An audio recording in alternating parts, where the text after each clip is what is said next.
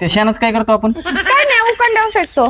भूखंडावर फेकून देतो. हा मग त्याचं खत होतं वावरात टाकतो आपण. हा ते तर आहे. आणि त्याचा डबल फायदा केला तर डबल कसं शक्य आहे? आहे की ते शेणाचा गोबर गॅस तयार करायचा. शेणाचा? हा शेणाचा गोबर गॅस तयार करायचा आणि त्याच्यातून जे वेस्टेज निघतं का हा ते तर प्युअर खत असते. आपल्याला गॅसची बी गरज नाही. मग कशाला लाईनीला जायचं आणि कशाला इकडे जायचं माग माग करायचं त्यांच्या. आपलं शेण आपला गॅस गोबर गॅस. हा का? पण ते तुम्ही करणार ना मग?